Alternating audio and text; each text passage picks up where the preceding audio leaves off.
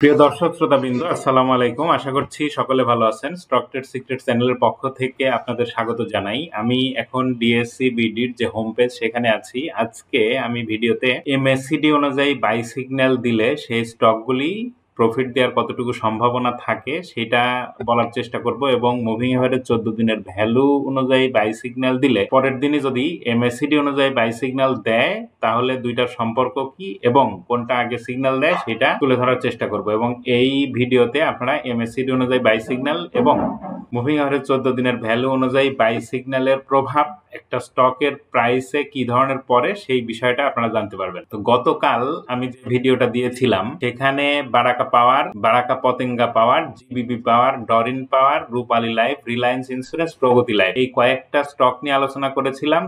30টা stock সম্ভবত moving average 14 দিনের value অনুযায়ী বাই সিগন্যাল দিয়েছিল। তার মধ্যে পাওয়ার সেক্টরের স্টকগুলোকে আমি গুরুত্ব দিয়ে আলোচনা করেছিলাম।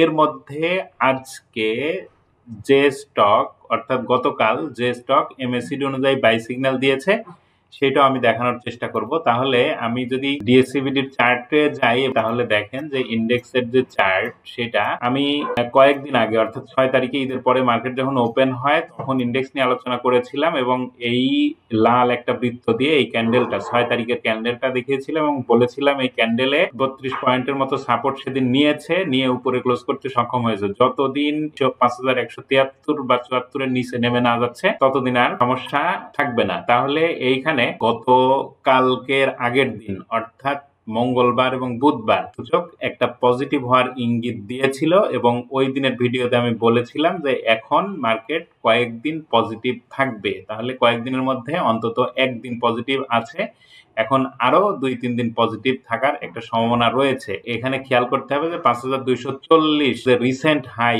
যেখান থেকে মার্কেট ডাউন ট্রেন্ডে আবার এসেছিল সেটা যদি ব্রেক করে উপরে যেতে না পারে তাহলে 5240 থেকে আবার মার্কেট নিচের দিকে আসতে পারে। তবে একটা জিনিস এখানে দেখার বিষয় আছে, এখানে খেয়াল করলে যদি দেখেন যে মার্কেট খুব যে পজিটিভ আছে তা না, মার্কেট কিন্তু একটানা 3 দিন নেগেটিভের পরে 2 দিন পজিটিভ। তার মানে মূলত মার্কেট নেগেটিভ আছে এইটাই বলা যায়। এই নেগেটিভ মার্কেটেও যেটা হচ্ছে সেটা কিন্তু ভলিউমের যে কনসিস্টেন্সি এবং ধারাবাহিকতা এটা গ্রাজুয়ালি খুব অল্প অল্প পরিমাণে বাড়ছে, যেটা ভালো। অনেক বেশি বেড়ে যাচ্ছে না, আবার অনেক কমেও যাচ্ছে না। তাহলে মার্কেট একটা শক্তি নিয়ে পরবর্তীতে আগাবে, এবং সেক্ষেত্রে 5240 ক্রস করতে পারলে মার্কেট অনেক ভালো হবে। আর এই হোম পেজ থেকে আমি একটু দেখাই যে টেক্সটাইল সেক্টর যেটা নিয়ে খুব প্যানিক ছিলাম আমরা, সেই টেক্সটাইল সেক্টর কিন্তু গেইনারের তালিকায় 1 নম্বরে চলে এসেছে। তার মানে ডোনাল্ড ট্রাম্পের যে শুল্ক নীতি এটা 3 মাসের জন্য যখন স্থগিত করা হলো তারপরেই টেক্সটাইল সেক্টর কিন্তু ঘুরে দাঁড়ালো। আমি এই টেক্সটাইল সেক্টর নিয়েও ভিডিও দিয়েছিলাম, সেখানে আমি কি বলেছিলাম সেটাও একটু আপনাদের সামনে তুলে ধরার চেষ্টা করব। এখানে দেখেন যে টেক্সটাইল সেক্টর নিয়ে এ ধরনের ড্রয়িং করে আমি একটা ভিডিও দিয়েছিলাম, এবং সেখানে বলেছিলাম 25.5 অর্থাৎ 25.5 এর নিচে যদি টেক্সটাইল সেক্টর নেমে না যায় তাহলে খুব বেশি ভয়ের কোনো কারণ নাই।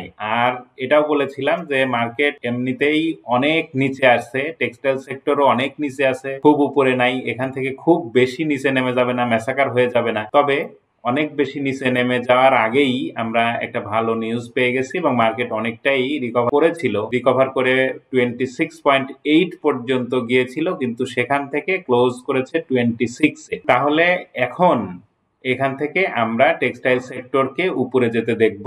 এখন যেখান থেকে পজিটিভ হলো অর্থাৎ 25.6 এই জায়গাটা টেক্সটাইল সেক্টরের একটা বটম ক্রিয়েট হয়ে গেল। এইখান থেকে অবশ্যই এই সেক্টরটা আর নিচে নামবে না, এখন দিনে দিনে উপরের দিকে যাবে। তবে নিচে নেমে গেলেও আমি যেটা বুঝাতে চাচ্ছি যে 25.6 এইটার নিচে নেমে যাওয়ার সম্ভাবনাটা কাটিয়ে ফেলেছে টেক্সটাইল সেক্টর।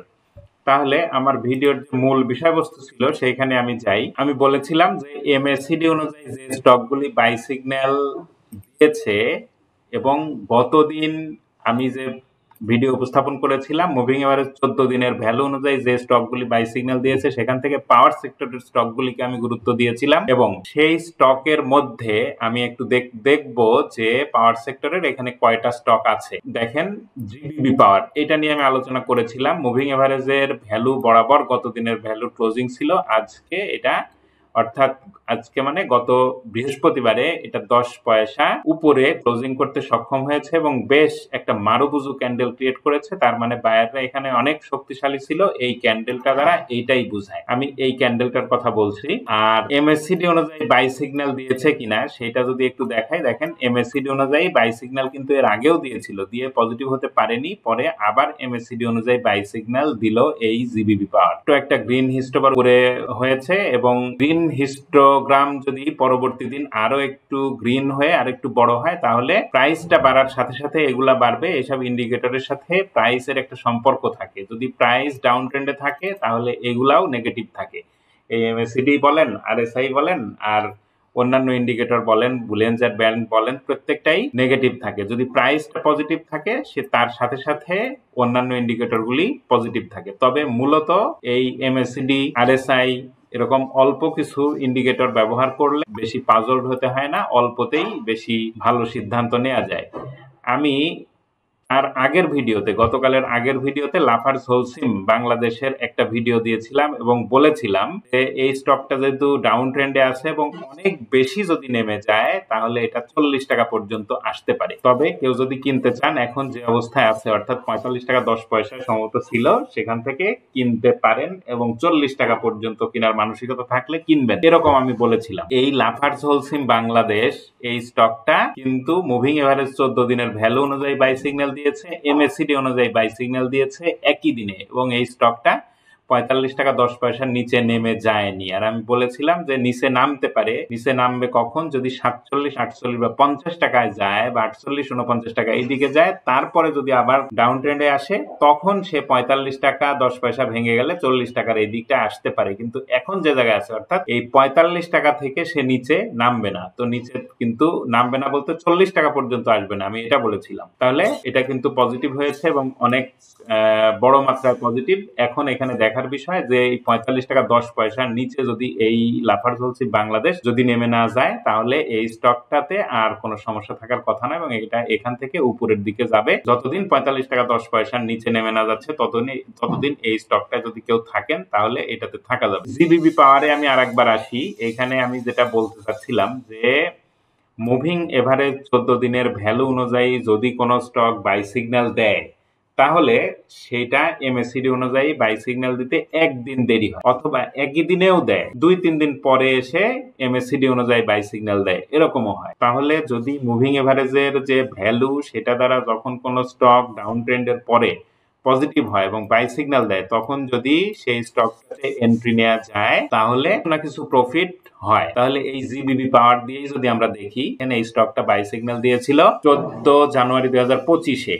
তারপরে এই স্টকটা কিন্তু বেড়েছিল এবং বেড়ে 7 টাকা 40 পয়সা গিয়েছিল এবং যেদিন বাই সিগন্যাল দিয়েছিল সেদিন এর ক্লোজিং প্রাইস ছিল 6 টাকা 90 পয়সা।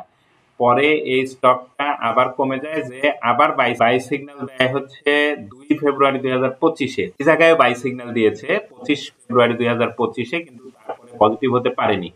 আবার দেখেন মার্চ 2025-এ বাই সিগন্যাল দিয়েছিল, দিয়ে পজিটিভ হয়েছিল 10-20 পয়সা 30 পয়সার মতো পজিটিভ হয়েছিল। আবার আজকে অর্থাৎ 10 এপ্রিল গতকাল বাই সিগন্যাল দিয়েছে এবং এমএসসিডি অনুযায়ী বাই সিগন্যাল দিয়েছে। তাহলে অনেক দিন নেগেটিভ ট্রেন্ডে থাকার পরে বাই সিগন্যাল দিল, প্রায় 1 মাসের মতো নেগেটিভ ট্রেন্ডে থাকার পরে এটা বাই সিগন্যাল দিল। তাহলে এখান থেকে এই স্টকটা পজিটিভ হওয়ার সম্ভাবনা আছে। যদি কেউ এন্ট্রি নিতে চান তাহলে নিজের বুদ্ধি বিবেচনা খাটিয়ে এইখান থেকে এন্ট্রি নিতে পারেন, কারণ এই স্টকটা একটা বটম ক্রিয়েট করে ফেলেছে জিবিবি পাওয়ার। এরপরে ট্রাস্ট ইসলামী লাইফ, এটাও কিন্তু বাই সিগন্যালে আছে। এর আগেও যখন এমএসসিডি অনুযায়ী বাই সিগন্যাল দিয়েছিল স্টকগুলি তখন কিন্তু দেখেন প্রফিট কিছু না কিছু দিয়ে গেছে। এটা মুভিং এভারেজ 14 দিনের ভ্যালু অনুযায়ী বাই সিগন্যাল দিয়েছে 8 এপ্রিল আর এমএসসিডি অনুযায়ী বাই সিগন্যাল দিল 10 এপ্রিল, তার মানে 2 দিন পরে। তাহলে যদি মুভিং এভারেজের ভ্যালু অনুযায়ী বাই সিগন্যাল দিলে যদি কোনো স্টকে এন্ট্রি নেওয়া যায় তাহলে সেক্ষেত্রে প্রফিটটা একটু বেশি হওয়ার সম্ভাবনা থাকে। আর এমএসসিডি অনুযায়ী যদি বাই সিগন্যাল দেয় সেটা দেখে এন্ট্রি নিতে চান তাহলে সেক্ষেত্রে প্রফিট হওয়ার সম্ভাবনা কম থাকে এবং কিছু লস হওয়ার সম্ভাবনা থাকে। তবে উভয় ক্ষেত্রেই লস হতে পারে, কিন্তু মুভিং এভারেজ 14 দিনের ভ্যালু অনুযায়ী একটা ডাউন ট্রেন্ডের পরে কোনো স্টক যদি বাই সিগন্যাল দেয় তাহলে সেটা থেকে প্রফিট হওয়ার সম্ভাবনা থাকে। এবারে আমি দুইটা স্টক জেড ক্যাটাগরির দুইটা স্টক নিয়ে আলোচনা করব, যে দুইটা স্টক টুইজার বটম ক্রিয়েট করেছে, একটা ডাউন ট্রেন্ড শেষ করার ইঙ্গিত দিয়েছে। এসএস স্টিলের চার্টে আমি এসএস স্টিল কিন্তু যেখান থেকে সাপোর্ট নেয়ার একটা ইঙ্গিত দিল সেই জায়গা থেকে এর আগেও সাপোর্ট নিয়েছিল, অর্থাৎ 7 টাকা 80 পয়সা থেকে সাপোর্ট নিয়েছিল 29 জানুয়ারি 2025। এখন এটা এপ্রিল মাসে এসে আবার 10 এপ্রিল, 9 এপ্রিল এবং 10 এপ্রিল এই 2 দিনে এখানে যে প্যাটার্নটা ক্রিয়েট করেছে এটা একটা টুইজার বটম প্যাটার্ন। এই 2 দিনের রেড ক্যান্ডেল এবং গ্রিন ক্যান্ডেল আমি একটু বড় করে যদি দেখাই তাহলে এখানে বুঝতে সুবিধা হবে। অর্থাৎ 2 দিনের ক্লোজিং এবং ওপেন একই জায়গায়, আগের দিনের যেখানে ক্লোজিং হয়েছে প্রাইস, পরের দিনের ওপেনটা হয়েছে সেই জায়গায়, এবং 10 পয়সা বেড়ে প্রাইসটা উপরে ক্লোজিং করতে সক্ষম হয়েছে। টুইজার বটম ক্রিয়েট করেছে। আগের দিনের রেড ক্যান্ডেল হতে হয়, পরের দিনের গ্রিন ক্যান্ডেল হতে হয়, আগের দিনের ক্লোজিং পরের দিনের ওপেনটা এক জায়গায় হতে হয়, তাহলে সেটা টুইজার বটম হয়। এবং গ্রিন ক্যান্ডেলটা অবশ্যই রেড ক্যান্ডেলের সমান বা রেড ক্যান্ডেল থেকে একটু ছোট, রেড ক্যান্ডেলের বড় হলেও কোনো অসুবিধা নাই, তবে একটু বডি থাকতে হয় যদি টুইজার বটম হতে হয়। তবে যদি ডোজি হয় সেক্ষেত্রে সেটাকে কোনো পাওয়ারফুল ক্যান্ডেল হিসাবে ধরা যায় না। ডোজি হচ্ছে দ্ব্যর্থবোধক ক্যান্ডেল, অর্থাৎ সেখানে প্রাইস বাড়তেও পারে কমতেও পারে, তবে বডি থাকলে সেটা গ্রিন এবং বুলিশ এইটা ধরা যায়। তাহলে এসএস স্টিল এই 7 টাকা 80 পয়সা প্রাইস থেকে উপরে যাওয়ার ইঙ্গিত দিয়েছে এবং উপরে যেতে পারে, তবে এটা নিচে যেতে পারে কিনা।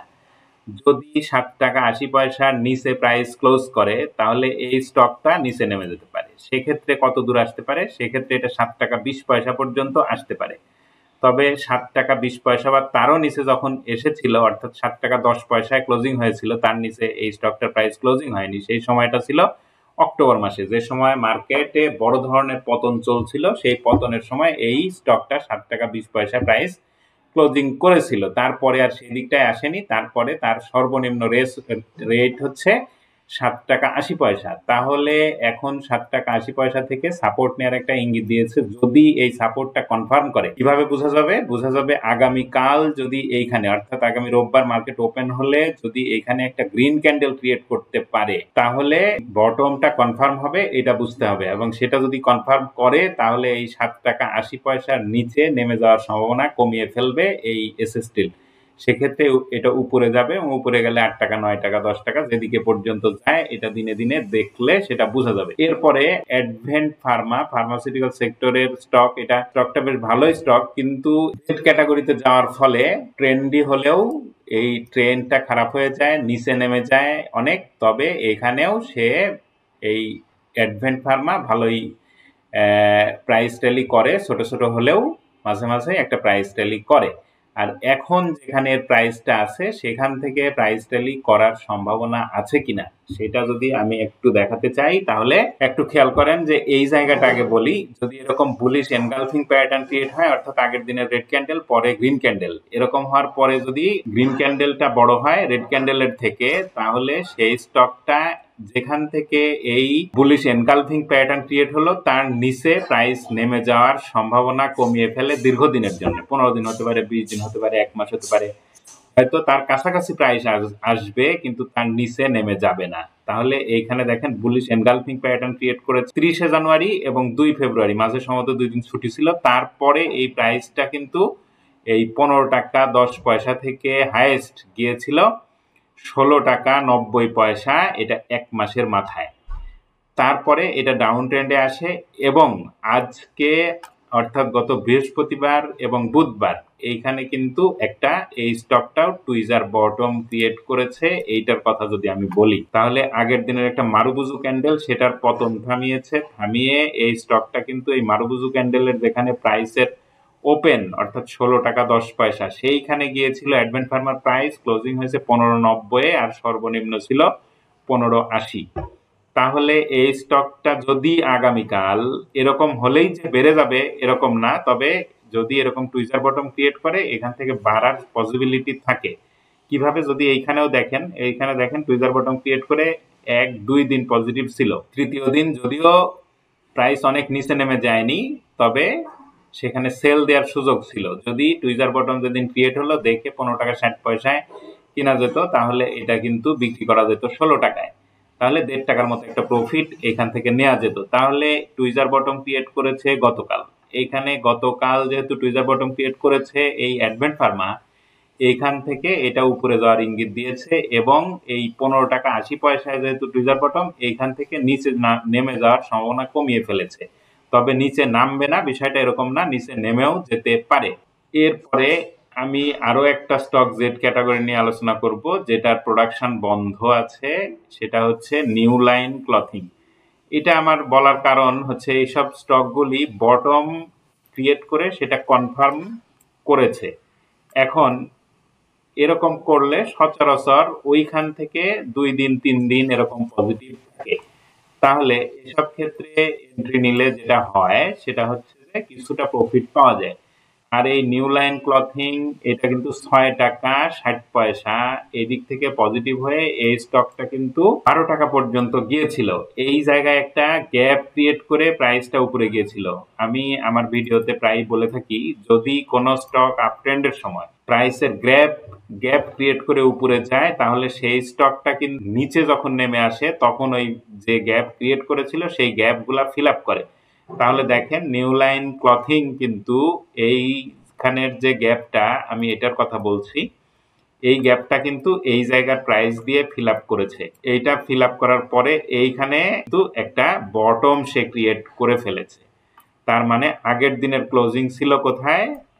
7 টাকা 80 পয়সায়, আর গতকাল বৃহস্পতিবারের ক্লোজিং হচ্ছে 8 টাকা 20 পয়সা। এখন অ্যানালাইসিস যেটা বলে সেটা হচ্ছে যে এই 7 টাকা 80 পয়সায় যে জায়গা থেকে এই new line clothing bottom create করলো, তার নিচে নেমে যাওয়ার সম্ভাবনাটা কমিয়ে ফেলেছে। নিচে যাবে না এরকম না, যেতে পারে, হয়তো 2 দিন 3 দিন বেড়ে যখন কমবে তখন নিচে নেমে যেতে পারে, কিন্তু আগামীকালই অর্থাৎ রোববারে মার্কেট ওপেন হলেই এটা ভেঙে নিচে নেমে যাবে এরকম হওয়ার সম্ভাবনা নাই বললেই চলে। তাহলে এই স্টকটাও যদি এইখান থেকে উপরে যায় তাহলে আবার হয়তো 11-12 টাকা নিউ লাইন ক্লথিং এই দিকটায় যেতে পারে। তবে আরো একটা বিষয় এখানে দেখার আছে এবং বুঝার আছে, প্রাইসটা যখন বাড়লো এই নিউ লাইন ক্লথিং এর, খেয়াল করলে দেখেন ভলিউম কিন্তু আগের দিনের থেকে কম হয়েছে। তাহলে এইখানে সেলার কম ছিল, বায়ার বেশি ছিল। তাহলে এরকম হলে বাইং এবং সেলিং, বায়ার এবং সেলারদের মধ্যে যদি একটা গ্যাপ থাকে সেলার সেলিং প্রাইস এবং বাইং প্রাইসের, তাহলে সেটা প্রাইস বাড়ে, অর্থাৎ বায়াররা যখন আগ্রাসী হয়ে উপরের দিকে কিনতে চায় তখনই কিন্তু প্রাইস বাড়ে। তাহলে এভাবেই এই স্টকটার প্রাইস বেড়েছে, কিন্তু সেলাররা সেল কম করেছে, যে কারণে আগের দিনের থেকে ভলিউম কম হয়েছে। যদিও আমি বলেছি এটার কিন্তু ফ্যাক্টরি বন্ধ, এটাতে বিনিয়োগ করার জন্য আমি বলছি না, আমি জাস্ট বোঝার জন্য যদি এরকম হয় তাহলে সেসব ক্ষেত্রে বটম ক্রিয়েট হয় কিনা এবং বটম ক্রিয়েট হলে প্রাইসটা কিরকম হয় সেটা বোঝানোর জন্য। তাহলে এখান থেকে প্রাইসটা বাড়বে, এটাই মূলত এই ভিডিওর মেসেজ। সেটা এরপরে আমি বললাম যে সেন্ট্রাল ফার্মা কি অবস্থায় আছে এবং সেন্ট্রাল ফার্মা এখান থেকে পজিটিভ হবে কিনা সেইটা বোঝানোর চেষ্টা করব। আমি যেটা ওখানে বললাম যে এর আগে দেখেন সেন্ট্রাল ফার্মা আজকে কিন্তু একটা হ্যামার ক্যান্ডেল ক্রিয়েট করেছে, অর্থাৎ গতকাল একটা হ্যামার ক্যান্ডেল ক্রিয়েট করেছে, প্রাইসটাকে নিচে নামতে দেয়নি, ভলিউমটা তুলনামূলক কম হয়েছে, প্রাইসটা ধরে রেখে, এবং এইখানে যে গ্যাপটা ক্রিয়েট করেছিল এই গ্যাপের কিছু অংশ কিন্তু এইখানে দেখেন প্রাইসটা এই বরাবর, তাহলে গ্যাপের কিছু অংশ এটা কিন্তু ফিল আপ করেছে। তাহলে এখান থেকে আরো একটু নেমে যাওয়ার সম্ভাবনা আছে, সেক্ষেত্রে 10 টাকা পর্যন্ত আসলেও আসতে পারে। তবে এই হ্যামার ক্যান্ডেল বলছে যে এর নিচে আর আসতে দেয়া যাবে না, তবে আসতে পারে, যেহেতু হ্যামার ক্যান্ডেলটা গ্রিন না রেড, মানে বেয়ারিশ হ্যামার ক্যান্ডেল, তাহলে আগামী দিনেও একটু নামতে পারে। সেক্ষেত্রে যদি এই ক্যান্ডেলের নিচে অর্থাৎ 10 টাকা 70 পয়সার নিচে নেমে না যায় তাহলে আর নিচে নেমে আসার সম্ভাবনা থাকবে না। আর যদি নিচে অনেকটাই নেমে যায় তাহলে 10 টাকা 10 পয়সা পর্যন্ত আসতে পারে সেন্ট্রাল ফার্মার প্রাইস। তো এই ছিল আজকে আপনাদের সামনে আমার আলোচনা। যদি ভালো লাগে তাহলে লাইক দিতে পারেন, শেয়ার করতে পারেন এবং কমেন্ট করে জানাতে পারেন আপনার ভালো লাগা মন্দ লাগা। ধন্যবাদ সবাইকে, ভালো থাকবেন।